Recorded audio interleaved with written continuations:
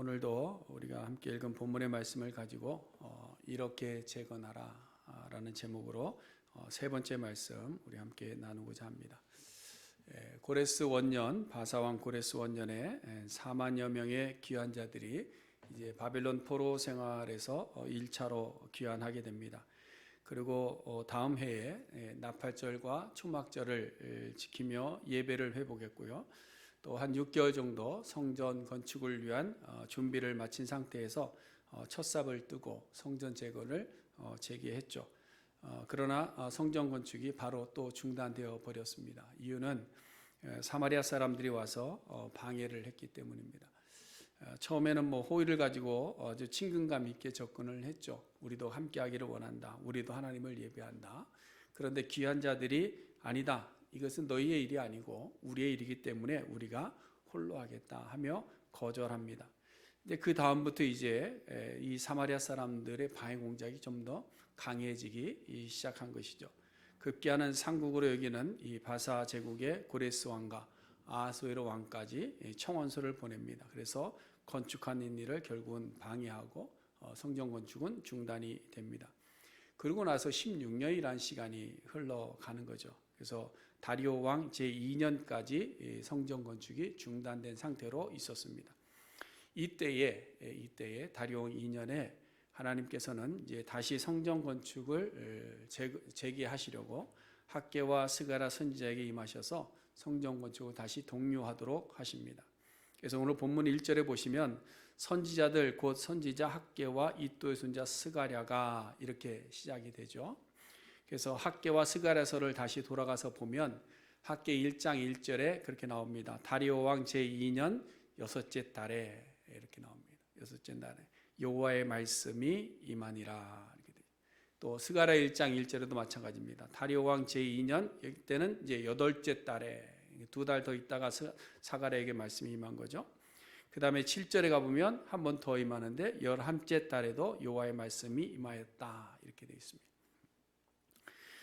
하나님께서 학개와 스가랴 선지자에게 임하신 이유는 성전 건축을 위해서 돌아왔는데 성전 건축하라고 돌려보냈더니 사마리아 사람들이 방해한다고 해서 머뭇거리면서 16년이라는 시간 동안 아무 일도 하고 있지 않더라라는 것이죠. 이 학개와 스가랴서를 오늘 본문에는 자세히 안 나와 있지만 학개와 스가랴서를 보면 당시 이스라엘 민족들이 포로 생활에서 돌아와서 어떻게 살고 있었는지에 대해서 거기에 기록한 부분들이 있습니다. 그래서 학개 1장 말씀에 보면 당시 포로 귀환 자들이 사마리아 사람들의 호의는 잘 거절했습니다. 잘 거절했는데 그들의 방해 공작에 의해서 진척이 없을 뿐만 아니라 그들 생각에는 어떻게 생각했느냐 하면 방해가 있으니까 지금은 할 때가 아닌가 봐 하면서 스스로 멈추었다라는 겁니다. 여러분 이해는 할 수 있는 말이라고 저는 봅니다. 왜냐하면 모든 것이 이제 방해가 있고 그러면 억지로 하다 보면 더 큰 문제가 생겨날 수 있기 때문에 사마리아 사람들이 방해가 너무 심하니까 지금 아직 때가 아닌가 보다 생각할 수 있다고 봅니다. 그런데 성전 재건이 중단된 상태에서 그럼 그들이 무엇을 했는가? 성전을 다시 빨리 건축하기 위해서 힘썼는가? 그것이 아니라 학개서에 보니까 안정적인 자기 자림을 먼저 했다라는 겁니다. 그래서 학개 1장 4절에 보면 이 성전이 황폐하였거늘 너희가 이때에 판벽한 집에 거주하는 것이 옳으냐? 이렇게 질타하고 있는 것이 나옵니다. 여기 판벽한 집이라는 말은 뭐냐면 벽과 지붕 공사가 다 마무리된 안락한 집의 모습을 이야기하고 있는 것입니다. 다시 말해서 포로 생활에서 돌아온 자들이 자기의 집을 짓는 일에는 속도를 내었지만 하나님의 성전의 재건의 목적은 방해라는 그 한 가지 이유 때문에 머뭇거리고 있었다라는 것이죠. 이것은 무엇을 우리에게 이야기하고 있는가 하면 우선순위의 문제가 뒤바뀌었다라는 것을 지적하고 있는 것입니다. 우선순위가 무엇인지, 네가 받은 사명이 무엇인데 지금 너는 그렇게 하고 있니? 이런 말씀이죠. 그렇죠? 우리가 창세기 24장에 보면 충성된 종의 모습을 한 명 볼 수 있습니다. 아브라함의 노종인데요. 이삭의 아내를 구하기 위해서 라반의 집으로 보냄을 받습니다. 먼 길이거든요. 먼 길을 갔는데 이 노종이 라반의 집에 도착하자마자 라반이 음식을 제공합니다. 그리고 좀 쉬어라. 그랬는데 이 종이 하는 말이 내가 내 일을 진술하기 전에는 먹지 않겠습니다. 우선순위가 내게는 주인이 나에게 명령하신 것이 우선순위입니다라고 나간 충성된 모습을 우리는 보게 됩니다. 육체적인 회복보다도 주님이 명하신 것이 먼저입니다라는 것이죠. 또 다윗 왕도 마찬가지입니다. 이스라엘의 왕권을 회복한 이후에 나라를 재정비하는 데 있어서 가장 우선적으로 한 것이 무엇이냐? 하나님의 언약궤, 빼앗긴 언약궤를 찾아오는 일을 먼저 한 겁니다. 그래서 언약궤를 찾아와서 다윗성으로 모시는 거죠. 그러고 나서도 또 다윗이 한 일이 뭡니까? 회막 안에 놓여있는 그 하나님의 언약궤를 바라보면서 자기 자신이 성전에 거하는 것이 죄송스러웠던 겁니다. 그래서 안 되겠다. 하나님의 전을 건축해야 되겠다. 그랬는데 어떻게 했어요? 하나님께서 금하셨죠. 너는 안 된다. 피를 너무 많이 흘렸으니까 안 된다. 그래서 아들에게 성전 건축을 명하는데 솔로몬 아들이 어떻게 합니까? 먼저 뭘 짓죠? 성전을 먼저 짓습니다. 성전을 먼저 건축하고 그 다음에 가서 솔로몬의 궁전을 짓는 것을 봅니다. 이게 뭐냐? 우선순위가 어떤 것이 우선하느냐 이것을 우리에게 보여주고 있는 겁니다. 여러분, 포로 귀한 자들은 고레스 칙령을 따라서 다시 돌아온 이유가 뭐냐면 성전을 재건하는 일입니다. 그들에게 있어서 가장 우선순위는 뭐냐? 성전을 재건하는 일에 모든 일을 집중해야 된다는 사실입니다. 그러나 그들은 사마리아 사람들의 방해 때문에 성전 건축을 중단하면서 스스로 이르기를 아직은 때가 아니구나. 우리 집이나 열심히 잘 지어놓자 라고 머물러 있었다는 겁니다. 핑계할 수 있는 내용입니다. 우리도 그렇게 핑계할 수 있을 줄로 압니다. 그러나 학개 선지자를 통해서 말씀하시기를 너희는 너희의 행위를 살펴봐라. 너의 행위가 어떤지를 한번 좀 살펴봐라. 너희가 하나님의 성전을 재건하려고 왔는데 성전 건축은 하지 아니하고 너희 집만 짓는데 우선하고 있지 않느냐? 너희 자신을 살펴봐라 말씀하고 있는 거예요. 여러분, 오늘날에도 성전 재건이 삶의 안정과 우선순위가 바뀌어 있는 분들이 많이 있습니다. 우리의 신앙생활 한번 잘 돌아보세요. 많은 분들이 그런 이야기 합니다. 목사님, 삶이 안정되어야 신앙생활도 잘하죠. 삶이 불안한데 신앙생활 할 수 있습니까? 못합니다. 삶이 평안해야 이웃을 돌아볼 수 있는 눈도 있는 것이지 내 코가 석자인데 어떻게 이웃을 돌아봅니까? 삶의 풍성함이 있어야 하나님의 일을 열심히 할 수 있지 내가 가진 것도 없는데 어떻게 하나님께서 명하신다고 그것을 다 할 수 있겠습니까? 라고 이야기하는 분들이 많이 있습니다. 이해가 되죠. 목사인 저도 육체적으로 볼 때 충분히 이해가 됩니다. 그러나 오늘 본문의 말씀을 보니까 그렇지 않다라는 겁니다. 우선순위가 바뀌었다라는 겁니다. 삶의 형편은 우리의 성전을 재건하는데 핑계거리가 될 수가 없다라는 겁니다. 환경에 방해가 있다고 해서 우리가 머뭇거려서는 안 된다라는 겁니다. 여러분, 우리의 몸된 성전을 지금 우리가 회복하려고 하는데 이 몸된 성전을 재건하려고 하는데 삶의 형편이 핑계거리가 될 수 없다라는 겁니다. 하나님, 지금은 아니에요. 아직은 제가 조금 더 돈 좀 벌어놓고요. 하나님, 이제는 아직은 아니에요. 삶의 형편이 좀 잘 자리 잡아지면 우리의 자녀들이 좀 잘 형통한 걸 보고 나면 그 다음에 제가 할게요. 이게 아니라는 겁니다. 그래도 이 포로 귀한 자들은 학개와 스가랴 선지자의 말씀을 들었습니다. 그 말을 듣고 다시 건축을 시작하게 되죠. 다시 일어났다는 거예요. 2절 말씀 보시면 학개와 스가랴 선지자가 예언하였더니 이에 스알디엘의 아들 스룹바벨과 요사닥의 아들 예수아가 일어나 예루살렘에 있던 하나님의 성전을 다시 건축하기 시작하였다. 보통은 듣고 핑계할 수 있어요. 그렇지 않습니까? 아무리 선지자가 와서 이야기해도 그래도 아직 저 사람들이 저렇게 방해하는데 안 됩니다. 또 듣고 그냥 예 알겠어요 그러고 흘려버릴 수도 있습니다. 듣고 아니요 우리는 아직 준비 안 됐어요 거절할 수 있습니다. 그러나 귀한 자들은 뭐예요? 선지자들이 하는 그 말씀을 듣고 다시 건축을 시작했더라라는 거예요. 다시 시작했더라.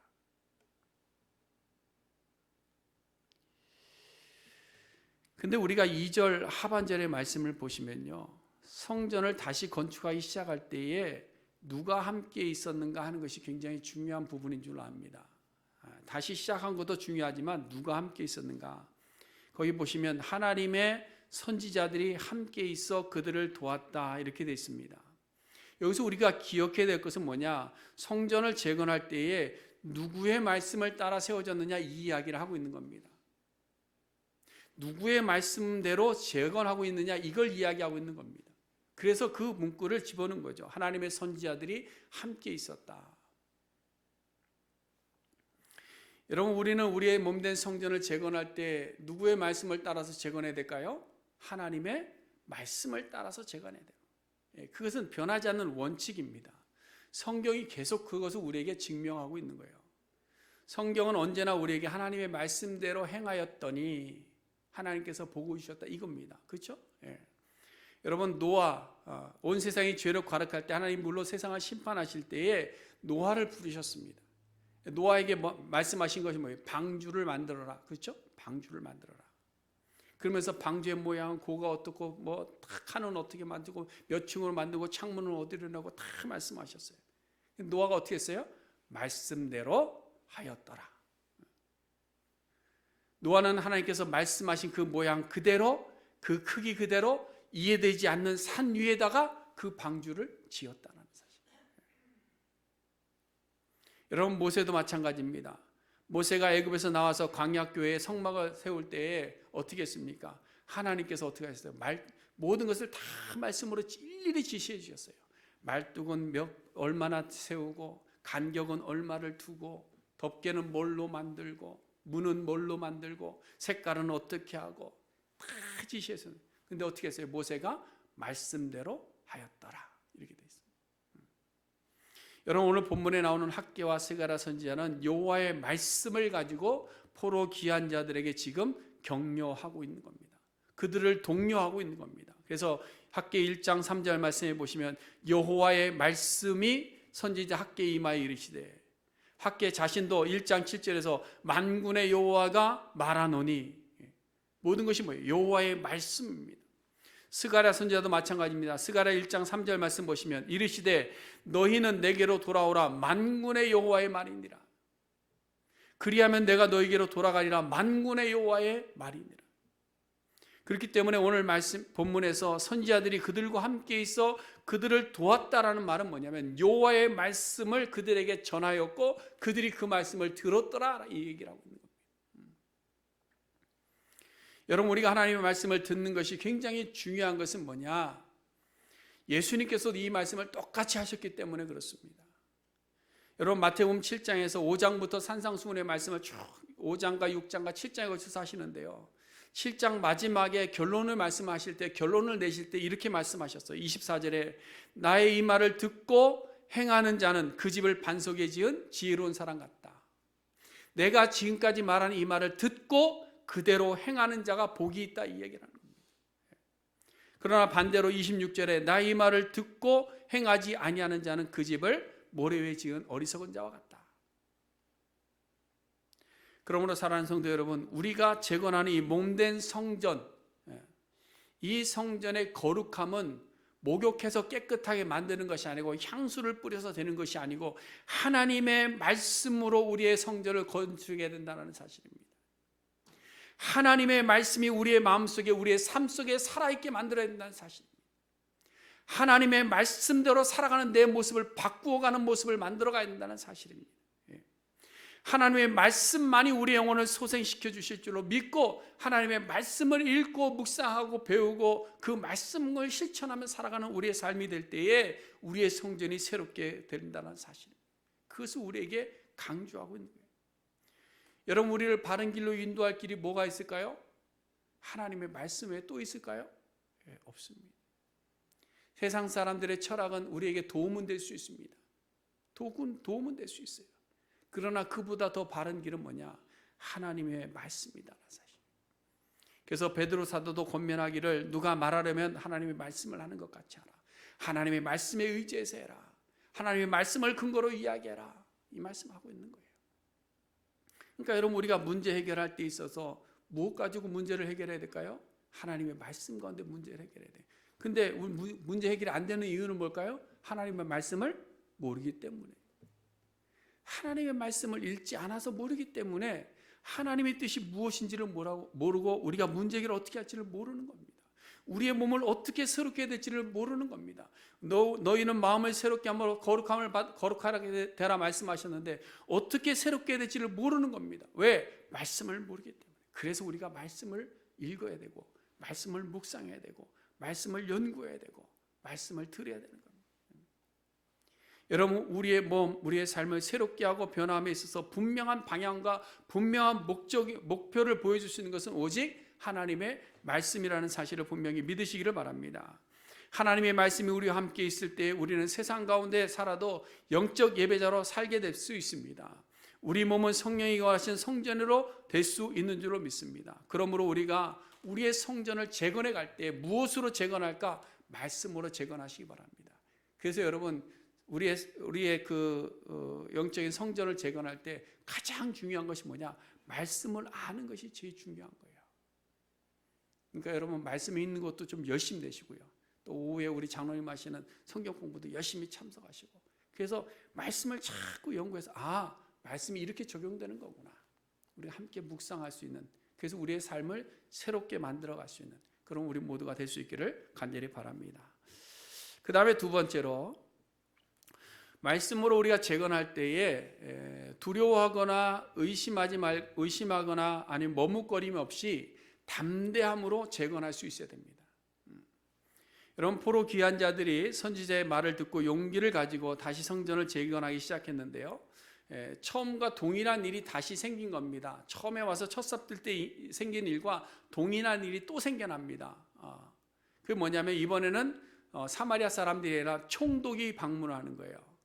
첫삽 떴을 때 누가 왔습니까? 바리새인들이 왔는데 다시 재건하려고 일어서니까 총독이 온 겁니다. 총독이 와서 하는 말이 뭐냐면, 야, 너희 건축 허가서 좀 내놔봐. 누가 이거 지으라고 그랬어? 건축 허가서 내놔봐. 그 이야기를 하고 있는 거예요. 이 다뜨대는 신임 총독인 것 같습니다. 신임 총독. 왜냐하면 포로 귀한 자들이 성전 건축을 고레스 왕으로부터 허락받아서 왔는데 그것을 모르고 있다는 얘기는 뭐냐면 신임 총독이라는 것을 알 수 있는 것이죠. 그래서 이 신임 총독이 와서 건축 허가서를 확인하려고 했는데요, 그들과 대화한 내용 속에서 이해가 안 돼서 다시 확인하려고 그를 왕에게로 보낸 것이 이제 6절부터 17절까지 말씀입니다. 자, 여기서 우리가 포로 귀한 자들의 변화된 모습을 우리가 한 가지 발견할 수 있는데요, 그건 뭐냐면 이제는 공권력이 개입해서 안 된다라고 함에도 불구하고 이 성전 재건의 삽을 이스라엘 백성들이 놓지 않았다라는 겁니다. 그렇죠? 이게 굉장히 큰 발전입니다. 처음에는 사람이 와서 이야기할 때 두려워서 삽을 놨습니다. 그런데 공권력이 와서 이야기하는데도 불구하고 이 이스라엘 백성들이 삽을 놓지 않고 건설을 시작했다라는 겁니다. 이건 굉장히 중요한 변화입니다. 중요한 변화입니다. 그럼 어떻게 이렇게 변화할 수 있었느냐? 16년 전에는 쉽게 포기하던 사람들이 어떻게 이렇게 담대해질 수 있었느냐? 그것은 바로 하나님이 함께 하신다는 사실을 확신했기 때문에 가능할 수 있었던 겁니다. 하나님이 나와 함께 하시는 것을 확신하면 두려울 것이 있을까 없을까요? 없습니다. 믿으십니까? 우리가 이 세상을 살아가면서도 하나님이 나와 함께 하시는 것을 믿으면 두려울 것이 없습니다. 상황에 따라 흔들릴 것이 없는 겁니다. 담대할 수 있는 겁니다. 여러분, 학개 1장에 다시 가보시면 12절에 모든 백성이 여호와의 목소리와 선지자 학개의 말을 들었습니다. 이것은 그들이 하나님이 여호와께서 보내셨음을 알고 여호와를 경외했기 때문에 그 말을 잘 들은 겁니다. 근데 13절에 보니까 그때에 여호와의 사자 학개가 여호와의 위임을 받아 백성에게 말하여 이르되 여호와가 말하노니, 그 다음 말씀 보세요. 내가 너희와 함께 하노라 하니라. 주저앉아 있는 이스라엘 백성들에게 학개 선지자가 와서 그들에게 말하는, 전달되어지는 말이 뭐냐? 하나님께서 말씀하시는데 내가 너희와 함께한다. 내가 너희와 함께하노라. 이 말이 포로 귀한 자들을 일으킨 겁니다. 그들이 다시 잡은 삽을 다시 놓지 않게 만든 겁니다. 그리고 또 2장에 가서 보면 4절에도 똑같은 말씀하세요. 여호와가 이르노라 스룹바벨아 스스로 굳세게 할지어다. 여호사닥의 아들 대상 여호수아야 스스로 굳세게 할지어다. 이 땅 모든 백성아 스스로 굳세게 하여 일할지어다. 그리고 나서 내가 너희와 함께 하노라. 만군의 여호와의 말이니라. 더 이상 무슨 말로 용기를 줄 수 있겠습니까? 그렇지 않습니까? 이보다 더 큰 힘이 어디 있겠습니까? 여러분 BTS도요 우크라이나 사태 났을 때 우리가 당신들과 함께 있습니다 이 말 때문에 우크라이나 사람들이 눈물을 흘렸대요. 그리고 그렇게 기뻐했대요. 우리는 하나님이 함께 하노라 그러대요.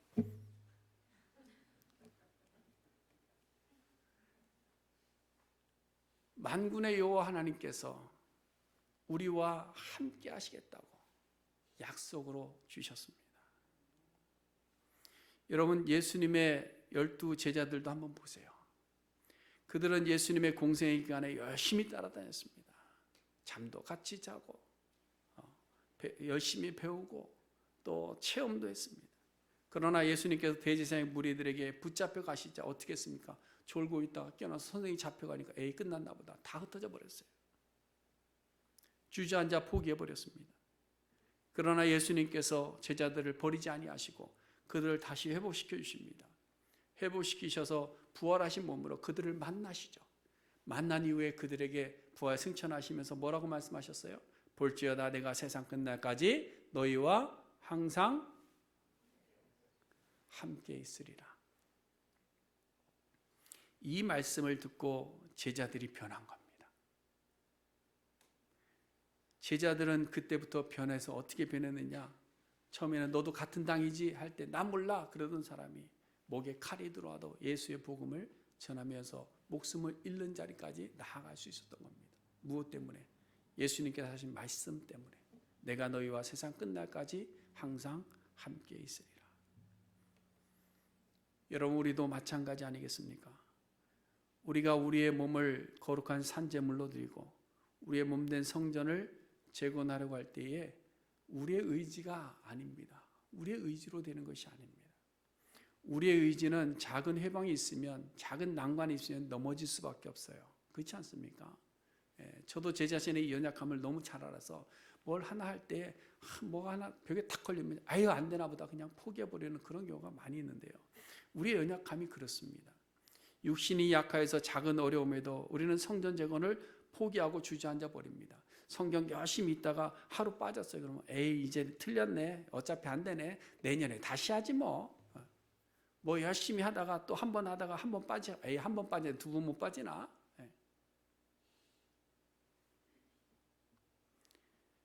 그러나 사랑하는 성도 여러분, 오늘 우리에게 주시는 선지자의 말씀이 있습니다. 예수님의 말씀이 있습니다. 내가 너희와 함께 하리라. 내가 너희와 함께 하리라.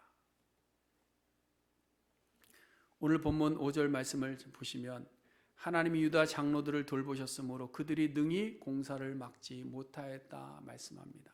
이 말은 총독은 공사를 중단시키려고 왔는데 하나님께서 그 총독의 길을 막으셨다라는 겁니다. 어떻게 막으셨는가?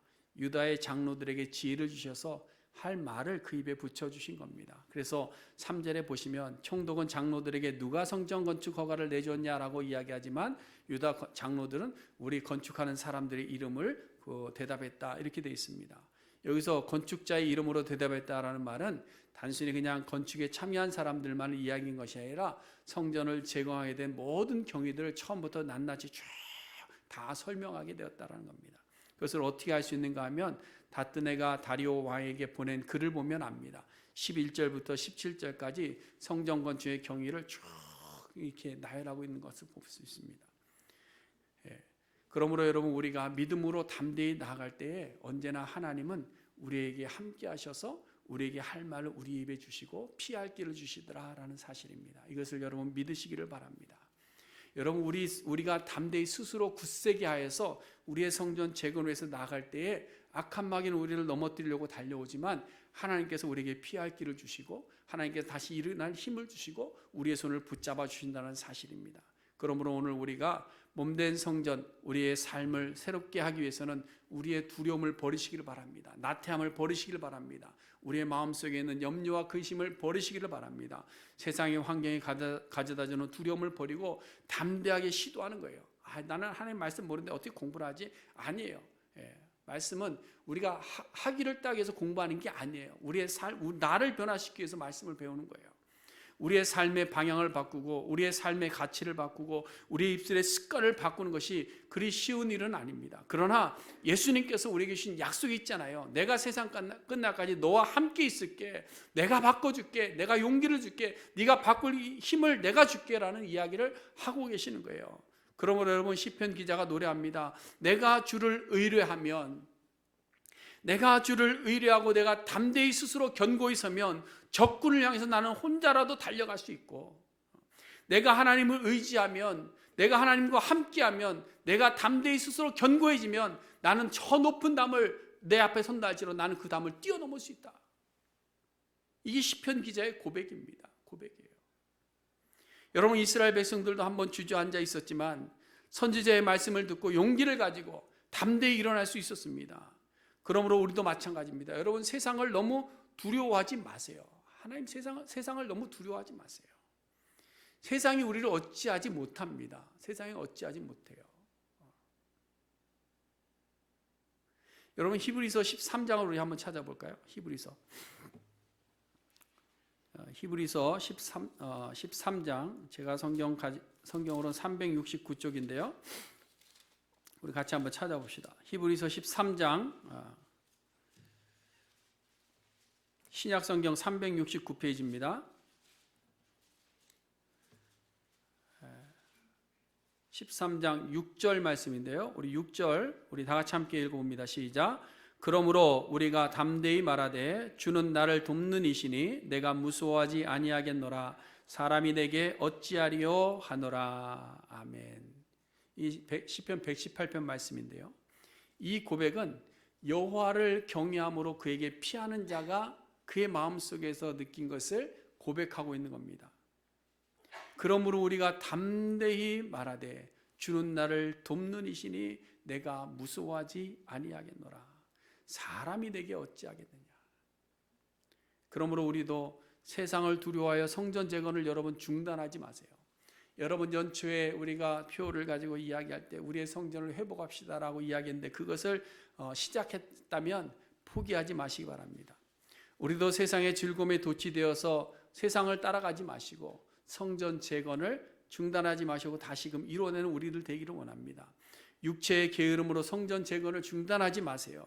오직 여호와를 경외함으로 그에게 피하는 자들이 되어서 우리의 몸을 거룩한 산제물로 재건하기 위해 담대히 일어서는 우리 모두가 될 수 있기를 주님의 이름으로 간절히 소원해 드립니다. 여러분, 우리가 회복을 구하며 성전 재건을 시작했는데요. 어떻게 재건할까? 여기에 대해서 벌써 세 번째 시간입니다. 오늘은 두 가지 말씀드렸습니다. 첫 번째는 하나님의 말씀을 따라 재건하는 겁니다. 우리의 몸을 어디에 맞추느냐? 하나님의 말씀에 맞추는 겁니다. 지금까지 있던 세상에 맞춰졌던 나의 삶의 방식과 가치들을 하나님의 말씀으로 새로 맞추는 것이 성전 재건의 모습입니다. 다른 말과 다른 습관과 다른 형식이 아니라 오직 하나님의 말씀하신 그 모습으로 우리를 다시 재건해 갈 수 있기를 바랍니다. 그 다음에 두 번째는 세상을 두려워하지 마세요. 여호와를 경외함으로 담대히 재건하시기 바랍니다. 여러분, 우리가 변화될 때 가장 두려워하는 것이 뭔 줄 아십니까? 사실은 다른 것이 아니고요. 세상을 두려워하는 겁니다. 내가 이렇게 살아서 세상 가운데 어떻게 살았까? 세상에 나의 미래를 보장해 줄까? 이런 염려와 근심들이 있는 겁니다. 내가 이러다가 손해보고 나만 바보 되는 것 아니야? 이런 염려들이 있습니다. 아니에요. 하나님은 우리의 편입니다. 우리가 담대히 일어나서 성전을 재건하는 모습을 볼 때에 하나님께서 우리에게 더욱더 힘과 용기를 더하여 주실 줄로 믿습니다. 기도하겠습니다.